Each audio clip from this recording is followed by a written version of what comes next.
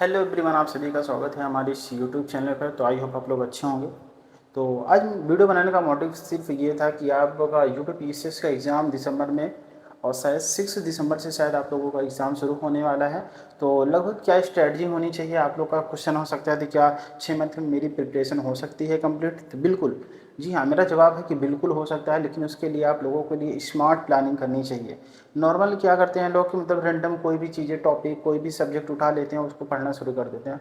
ऐसे बिल्कुल भी नहीं करना है। आप लोगों को स्टैटिक और करंट दोनों पर फोकस करना है, ठीक है। बाकी आप लोगों ने यूपीएससी एग्ज़ाम देख ही लिया है, उसमें इसमें एक अंतर है। बट क्या किया जाए, आप लोगों को समझना होगा कि 6 मंथ बचा है तो 6 मंथ में क्या स्ट्रैटेजी अपनाएं। तो आपकी इस वीडियो में आप लोगों को देखने को मिलेगा कि मैं 6 पॉइंट में आप लोगों को इस बात को कवर करूँगा, जिससे आप लोगों को बहुत हेल्प मिलेगी।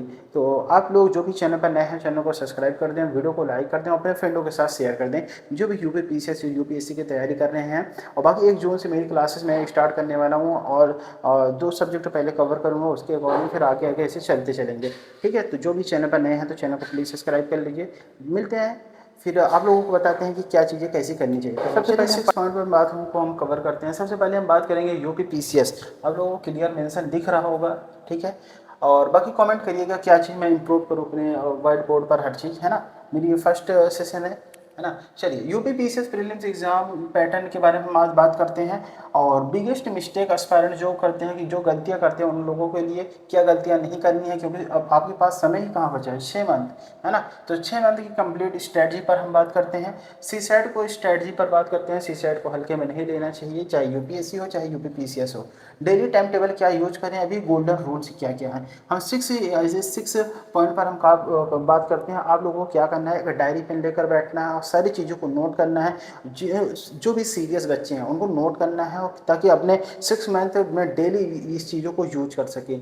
तो बाकी चलिए, आप लोगों को हम पॉइंट टू पॉइंट चीज़ें बताते हैं। आप इस 6 पॉइंट को नोट कर सकते हैं, उसके बाद पॉइंट पॉइंट मैं आप लोगों को डिटेल में बताता हूँ। तो आप लोग वीडियो में बने रहिएगा। तो चलिए शुरू करते हैं, आप लोगों का टाइम वेस्ट ना करते हुए, क्योंकि टाइम बड़े इंपॉर्टेंट होते हैं। तो चलिए सबसे पहले हम UP PCS prelims exam pattern को समझते हैं। तो आइए हम आप सभी को बताते हैं। इसमें 2 पेपर होते हैं, आप सभी को पता होगा।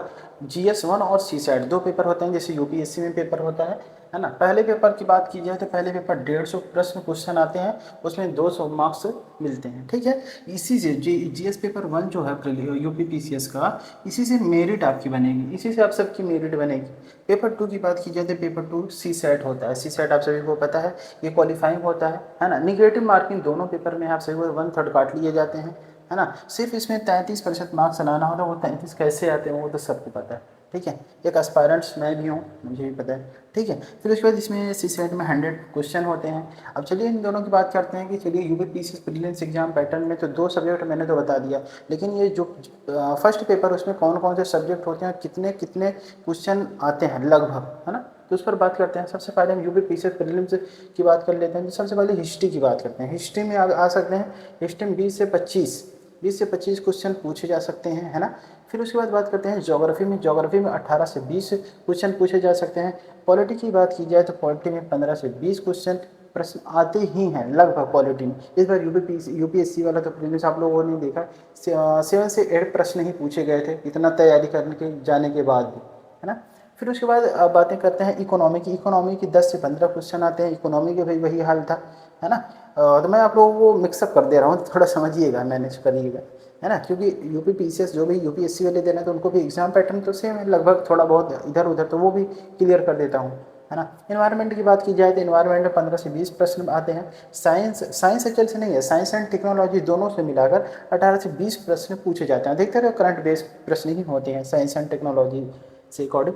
करंट अफेयर की बात की जाए तो 25 से 30 प्रश्न होते हैं, उसमें से आप लोग मिला सकते हैं, है ना। उत्तर प्रदेश के यूपी पीसीएस में मोस्ट इंपॉर्टेंट माना जाता है आप सभी को। इसका तो ऑप्शनल भी है ना। उत्तर प्रदेश स्पेशल से आपके 15 से 20 प्रश्न पूछे जाते हैं। बाकी आ गया आपको सी सेट में तो आप सभी जानते हैं कि क्या क्या चीज़ें, आप लोगों को कौन कौन से टॉपिक हैं, सब वो आपको पता है। तो हम टाइम वेस्ट न करते हुए सबसे पहले हम बिगेस्ट मिस्टेक पर बात करते हैं कि आप लोग बिगेस्ट गलतियाँ क्या क्या चीज़ें करते हैं जो अब नहीं करना, क्योंकि 6 मंथ बचे हैं। तो चलिए उसको हम दिखाते हैं आप सभी को। चलिए हम दूसरे पॉइंट पर बात करते हैं, इसमें क्या क्या गलतियाँ नहीं करनी चाहिए। एक साथ हर सब्जेक्ट को शुरू करना बिल्कुल नहीं करना चाहिए। तो आप मैक्सिमम 2 सब्जेक्ट कर सकते हो, अगर ऑप्शनल वगैरह लेना हो तो 3 सब्जेक्ट, लेकिन आपको टाइम ध्यान में रखते हुए और सीसेट पे प्रॉपर फोकस करते हुए आगे बढ़ना है, ठीक है। हाँ, एक साथ कभी भी कई सब्जेक्ट को स्टार्ट नहीं करना चाहिए। नोट्स बहुत ज़्यादा बनाते हैं वो लोग, क्या करते हैं कि रिवीजन कम करते हैं, नोट्स बहुत ज़्यादा तैयार करते हैं, जिससे आप लोगों को काफ़ी प्रॉब्लम होती है। नोट्स प्रॉपर तैयार करना बहुत बड़ी बात नहीं है, आपका रिवीजन जितना अच्छा होगा उतना अच्छा एग्जाम आपका जाएगा। तो मोस्ट इंपॉर्टेंट है रिवीजन। और जिससे आप रिवीजन नहीं करते, रिवीजन कुछ लोग करते हैं कि चलो आज कर लेते हैं, चलो कल कर लेंगे, ऐसे ऐसे एग्ज़ाम पास आ जाता है। एग्ज़ाम पास आने के कारण फिर उसके बाद रिवीजन भी नहीं हो जाता, दिमाग में अलग से प्रेशर क्रिएट हो जाता है कि मेरा सिलेबस कवर नहीं है, ये नहीं है, रिवीजन नहीं है, तो काफ़ी प्रॉब्लम आ जाती है। फिर उसके बाद मॉक टेस्ट नहीं देते, कुछ लोग मॉक टेस्ट नहीं देते। मॉक टेस्ट देने के फ़ायदे क्या हैं? मॉक टेस्ट देने से आप एग्ज़ाम हॉल के में एक आप अपने घर में भी दे सकते हैं, टाइम 2 घंटे के लगाकर आप अपना एग्ज़ाम हॉल की तरह भी दे सकते हो। उससे आपको प्रेशर क्रिएट होगा, आप अच्छे से उसको समझेंगे, आप उसके क्वेश्चन को एनालिसिस करेंगे, उसको समझेंगे कि कौन से क्वेश्चन किस तरह से बन रहे हैं, क्या चीज़ें हमें अब अपने स्टडी में इन्वॉल्व करनी चाहिए, क्या चीज़ें हम अपने आप को पैटर्न में सुधार करना चाहिए। तो वो सब इम्पॉर्टेंट उसी से होता है, आप इसको ही मिस्टेक कर देते हैं, है ना। फिर उसके बाद कहता है, फिर लास्ट में कहते हैं कि जिससे सिलेबस अधूरा रह गया। वही बात हुआ कि आप लोग रिवीजन कर नहीं पा रहे हैं, नोट्स बनाने के चक्कर में पड़े हैं, टाइम से अब सब्जेक्ट को पढ़ नहीं रहे हैं, तो फिर लास्ट में क्या होगा? एग्जाम के टाइम में तो आप बोलेंगे इस बार नहीं, अगली बार देंगे, तो वही होगा, सिलेबस अधूरा रह जाएगा।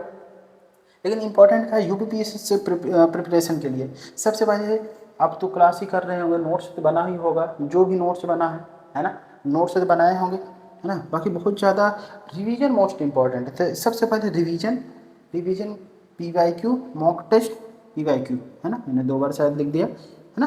तो रिवीजन, पीवाईक्यू, मॉक टेस्ट, ये 3 चीज़ अपने साथ एक हथियार की तरह सोचिए कि मेरे पास एक 3 हथियार है जिससे मैं यूपीपीएससी को के अंदर प्रीलिम्स के अंदर एंट्री कर पाएंगे। और यही सही चीज़ें मेंस के साथ भी होती हैं, तो है ना। तो प्रीलिम्स देने के बाद तो मेंस की तैयारी तो आप लोगों को करना ही है ना। तो इससे पहले से ही रिवीजन करके रखो ना, प्रीलिम्स के पहले आप अपने स्ट्रॉन्ग सब्जेक्ट, अपने हर चीज़ सब्जेक्ट को मेंस कंप्लीट रखो, ताकि प्रीलिम्स निकले कि मेंस क्वालिफाई हो, इंटर क्वालिफाई हो, आपका फाइनल लिस्ट में नाम भी आ जाए। तो उससे पहले आपको क्या करना होगा? मेंस को क्वालिफाई करने के लिए आपकी मेंस की तैयारी बहुत अच्छी से भी होनी चाहिए। तो उसके लिए क्या होगा कि revision most important, PYQ most important, है ना। मॉक टेस्ट तो आपको देना चाहिए, है ना। सिर्फ पढ़ने से सिलेक्शन नहीं होता। मैंने आप सभी को बताया कि आप पढ़ लेंगे, नोट्स बनाएंगे, नोट्स बनाने से तो फिर आप पीडीएफ कलेक्टर बन जाइए, है ना, बोलते हैं। तो आप लोगों को क्या करना है कि सिर्फ पढ़ने से सिलेक्शन नहीं होगा, आपका रिवीजन होना चाहिए, मॉक टेस्ट देना चाहिए, टेस्ट देना चाहिए। इससे आप लोगों के माइंड में भी शार्प होता है, ठीक है। तो चलिए हम 2 पॉइंट पर बात कर चुके हैं, जिस पर यूपीपीएससी प्रीलिम्स एग्जाम पैटर्न पर बात कर चुके हैं, बिगेस्ट मिस्टेक एस्पायरेंट्स पर बात करते हैं। अब चलिए हम बात करते हैं 6 मंथ कंप्लीट स्ट्रेटजी पर बात करते हैं। तो जो भी चैनल पर नए हैं, चैनल को सब्सक्राइब कर दीजिए, वीडियो को लाइक कर दीजिए। प्लीज़ आप लोग नोट डाउन जरूर करते रहिए, ताकि आपको मैं जो भी नोट कर रहा हूँ, आप लोग अगर देख नहीं रहा होगा तो आप लोग देख के नोट स्क्रीनशॉट लेकर नोट जरूर कर लीजिएगा, है ना। तो आप सभी के सामने मैंने 2 बात पर बात कंप्लीट कर ली है। तीसरा बात है 6 मंथ कंप्लीट स्ट्रेटजी। तो आपके सामने पूरा प्लान सेटअप है, तो आप लोग जरूर इसको नोट डाउन करिएगा, जरूर आपके लिए बहुत इंपॉर्टेंट है, ठीक है। तो चलिए हम बात करते हैं, सबसे पहले हम बात करते हैं 1-2 मंथ में अभी क्या चीज़ें आप लोगों को करना है। तो फाउंडेशन फेज, आपको फाउंडेशन फेज को कंप्लीट करना है। जैसे टारगेट रखो कि बेसिक सब्जेक्ट को खत्म करेंगे। इसमें बेसिक सब्जेक्ट में कौन कौन से सब्जेक्ट हैं? तो पॉलिटी है, ठीक है, पॉलिटी है, हिस्ट्री है, ज्योग्राफी है, साइंस बेसिक, ठीक है। ये आप सभी को कंप्लीट करना है, ठीक है। ये सब है फाउंडेशन फेज, है ना। इसको कवर करने के लिए क्या रणनीति होनी चाहिए अपने पास? तो डेली प्लान होना चाहिए, 6 से 8 घंटे की डेली पढ़ाई होनी चाहिए। अब यूपीपीएससी का एग्ज़ाम है, यूपीएससी का एग्ज़ाम है, तो पढ़ना तो पड़ेगा, है ना। तो 6 से 8 घंटे की पढ़ाई डेली करना होगा, 2 सब्जेक्ट डेली पर डे पढ़ना होगा, करंट अफेयर डेली करना होगा। उसके बाद अब फाउंडेशन, जैसे ही ये आप सभी का कंप्लीट हो जाए, है ना, जैसे ही आप सभी के कंप्लीट हो जाए, तो अब फाउंडेशन कंप्लीट होने के बाद आपको एडवांस से शुरू कर देना है। एडवांस में क्या चीज़ करना है? तो ये आपको 1 से 2 मंथ में कंप्लीट हो जाएगा। फाउंडेशन आराम से कंप्लीट हो जाएगा, अच्छे से 8 से 9 घंटे की, आप 6 से 8 घंटे की पढ़ाई आप करोगे डेली, तो कंप्लीट हो जाएगा। फिर उसके बाद 1 से 2 मंथ आपका यहाँ पर खत्म हो चुका है, जो कि मैंने बात किया है कि 6 मंथ की मैंने स्ट्रेटजी बनाया है, 1 से 2 मंथ का आप लोग का यहीं पे ख़त्म हो जाएगा। फिर उसके बाद 3 से 4 मंथ की बात पर यहाँ आते हैं, तो 3 से 4 मंथ मतलब इसमें मंथ में क्या चीज़ें करना है आपको, है ना। इसमें क्या करना है, एडवांस कवरेज करना है। एडवांस कवरेज में क्या क्या चीज़ें कवरेज करना है, तो सबसे पहले सब्जेक्ट इकोनॉमी को पढ़ना है, इन्वायरमेंट को पढ़ना है, यूपी स्पेशल को पढ़ना है, करंट अफेयर को पढ़ना है।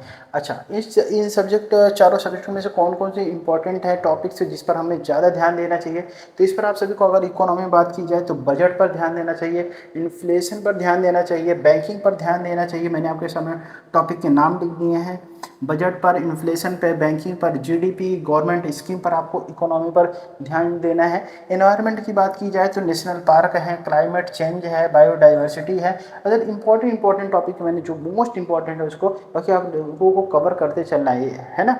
यूपी स्पेशल की बात करी जाए तो यूपी स्पेशल में क्या कौन से, तो यूपी इकोनॉमी की, यूपी जियोग्राफी की, और ज्योग्राफी में दोनों आ जाते हैं, इंडियन ज्योग्राफी और फिजिकल ज्योग्राफी के अंतर्गत।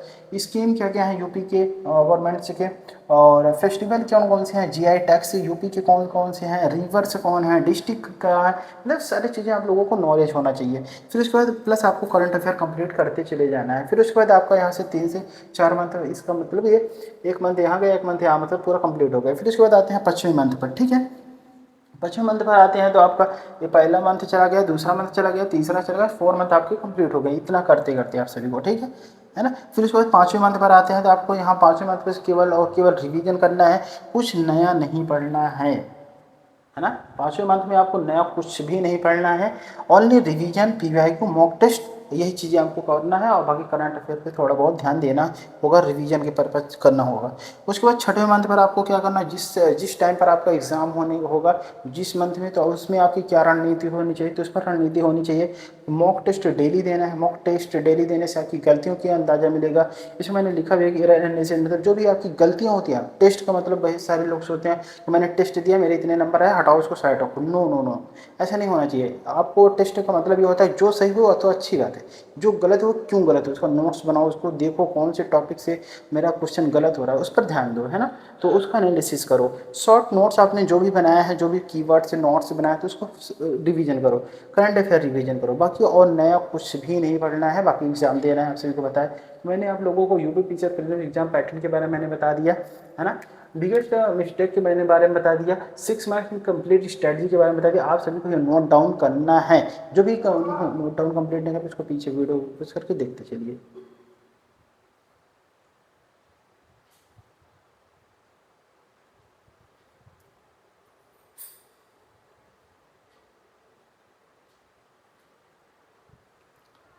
वीडियो को पॉज करके, वीडियो को कंप्लीट करके, इसको अपने डायरी या नोट्स में लिख कर अपने साइड में, दीवार पर, कहीं पर सामने पर जहाँ भी स्टडी करते हैं वहाँ पर लगा लीजिए कि ये चीज़ मेरा टारगेट पूरा होना चाहिए। देखिए आप सभी के पास सब समय है कि ये स्मार्ट स्ट्रेटजी है, स्मार्ट स्ट्रेटजी इसी को बोलते हैं, है ना।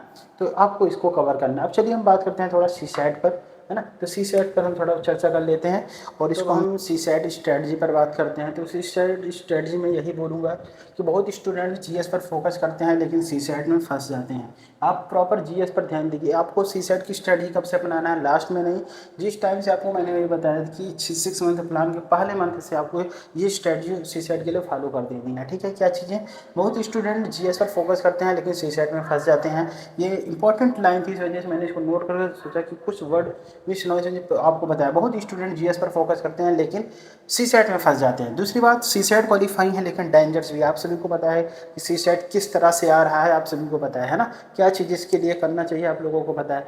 डेली आपको 6 मंथ मैंने बताया था, पहले ही मंथ से आपको क्या करना है, डेली 1 आवर आपको देना है, 1 घंटे देना है। मैथ बेसिक आपको करना है, अगर मैथ आपकी अच्छी है मैथ पर ध्यान दीजिए। और मतलब आपको जो भी अच्छा है उसको लेवल वो ठीक है, उसके अलावा जो भी सब्जेक्ट आपके वीक है उस पर फोकस करिए। बाकी जो ठीक है चल रहा है, डेली 1 घंटा आपको मैथ बेसिक पर करना है, रीजनिंग को देना है, कॉम्प्रिहेंसिव देना है। जैसे आज मैथ कर दिए तो अगले दिन रीजनिंग कर दिए, अगले दिन कॉम्प्रिहेंसिव डेली करना है। देखो उसके बाद हर वीक में सीसैट का मॉक टेस्ट जरूर दें। मॉक टेस्ट मोस्ट इंपॉर्टेंट है। इस वजह से आप सभी को पता होगा कि मॉक टेस्ट जब देते होंगे तो आप लोगों को कुछ चीज़ें ऐसी लगेंगी जो आपने पढ़ा फिर भी कुछ चीज़ें नहीं बन रही हमसे, तो उससे उस टॉपिक को मजबूत किया जा सकता है। इस वजह से आप सीसेट को अच्छे तरीके से इस तरह से फोकस करिए। आप 6 मंथ मैंने प्लान बताया जिसमें से आप पहले ही मंथ से सीसेट की ये स्टडी आपको अपनाना चाहिए। तो बेसिक आप लोगों को कौन कौन से टॉपिक है ये हम आपके लिए शॉर्ट वीडियो इसी चैनल पर अपलोड कर देंगे, आप लोग उसमें देख लीजिएगा, है ना। प्रॉपर एक वीडियो की काफ़ी लंबी वीडियो बन जाएगी, इस वजह से इसको थोड़ा शॉर्ट करते हैं। फिर उसके बाद आप लोगों को बताते हैं सीसेट स्टडी हो गई, अब डेली टाइम टेबल क्या होते हैं, गोल्डन रूल्स, दो चीज़ें पर अब हम बात करते हैं, बाकी मेरा फिनिश हो जाएगा। सारी चीज़ें आप लोगों को नोट डाउन कर लेना है। जो भी चैनल पर नया है चैनल को प्लीज़ सब्सक्राइब कर दीजिएगा, वीडियो को लाइक कर दीजिएगा, प्यारा सा कमेंट कर दीजिएगा। और चलिए हम आपको बात करते हैं डेली टाइम टेबल पर और गोल्डन रूल पर। दो चीज़ पर बाकी है, उसको हम दोनों को कवर कर लेते हैं। तो चलिए शुरू करते हैं। तो चलिए डेली टाइम टेबल और गोल्डन रूल्स पर बात करते हैं। सबसे पहले आपको डेली टाइम टेबल पर बात करते हैं। डेली टाइम टेबल की बात की जाए तो टाइम मॉर्निंग में आप करंट अफेयर पढ़ सकते हैं, अच्छा मूड फ्रेश होता है, करंट अफेयर भी अच्छे तो सुबह सुबह पढ़ने में ठीक रहता है। और 10 से 1 आप मेन सब्जेक्ट पढ़ सकते हैं, सेकंड सब्जेक्ट 2 से 5 सेकंड सब्जेक्ट पढ़ सकते हैं। इवनिंग में आप एमसीक्यू या सीसेट को प्रेफरेंस कर सकते हैं, है ना। नाइट में आप जो भी दिन में पूरा दिन में डेली में किया उसको रिवीजन करना है ना। रिवीजन करने से आपके माइंड में पूरा दिन का पूरा स्लॉट आपके दिमाग में फिर से फीड हो जाता है, ठीक है। इससे यह अच्छा होता है। गोल्डन रूल्स अगर बात की जाए तो 5 गोल्डन रूल्स है, जिसमें से मैंने लिखा है कि लिमिटेड सोर्स रखो। आपके पास बहुत ज़्यादा एक सब्जेक्ट के लिए ना जाने 5-7 सोर्स 4 सोर्स नहीं होना चाहिए, एक सोर्स 2 सोर्स रखो, उसी से खूब अच्छे से रिवीजन करो, वही करो, है ना। उसके बाद रिवीजन मिनिमम 3 टाइम्स जरूर करो। रिवीजन एक सब्जेक्ट के 3 बार रिवीजन जरूर करो, कम से कम, मतलब एक कम है 3 रिवीजन, इसके ऊपर ही करो, ये 3 रिवीजन जरूर करो एक सब्जेक्ट का। फिर उसके बाद डेली एमसीक्यू सॉल्व करो। एमसीक्यू सॉल्व करने से आपके माइंड शार्प होगा, आपके सब्जेक्ट प्रति लगा एक अलग मोटिवेशन होगा कि हाँ ये चीज़ें हमें पता है ना। फिर उसके बाद आपको मॉक टेस्ट से मत भागो। मॉक टेस्ट से लोग भागते हैं कि मॉक टेस्ट चलो कल दे देंगे, पर वही चीज़ तो मेन चीज़ें हैं, आप लोगों को पता है नहीं होता कि मॉक टेस्ट से कुछ छोड़ना नहीं जाता, पीवाईक्यू को छोड़ा नहीं जाता। आपकी कोर पॉइंट वही चीज़ें हैं कि वही चीज़ें आपको ब्रीफ तक समझ जाने की कोशिश करती है, ठीक है ना। रूल से बात की जाए तो कंसिस्टेंसी और मोटिवेशन आपको बना रहेगा, है ना। देखो 6 मंथ बहुत होते हैं, मैं आपको अब कुछ बातें बताता हूँ। 6 मंथ बहुत होते हैं। आप अगर प्लानिंग से सही से अगर स्ट्रेटजी फॉलो करो। यूपीपीसीएस से सिर्फ इंटेलिजेंस लोग नहीं निकालते बल्कि डिसिप्लिन लोग निकालते हैं। 1% भी इम्प्रूव करोगे दिसंबर तक हज़ारों स्टूडेंट से आगे चले जाओगे।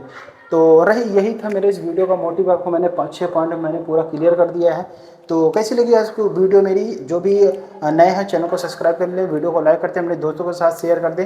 और जो भी इसमें त्रुटियाँ हैं उसके लिए I am really sorry, but आप लोगों को ये चीज़ें इंपॉर्टेंट है, आप लोगों को फॉलो करना चाहिए जो भी यूपीएससी का यूपीपीसीएस का एग्ज़ाम देने वाले हैं। तो फिर मिलते हैं नेक्स्ट वीडियो में, तब तक किसी और वीडियो में। तो अपना ख्याल रखें, स्टडी को ज्वाइन रखिए और सारी चीज़ें जो भी मैंने बताया वीडियो पॉज करके आप अपने एक डायरी पर मेंटेन कर लीजिए। इसको टारगेट बहुत ही पावरफुल स्ट्रैटेजी है, आप लोग यूज कर सकते हैं यूपीपीसीएस के एग्जाम में। तो फिर मिलते हैं नेक्स्ट वीडियो में। जय हिंद, जय भारत।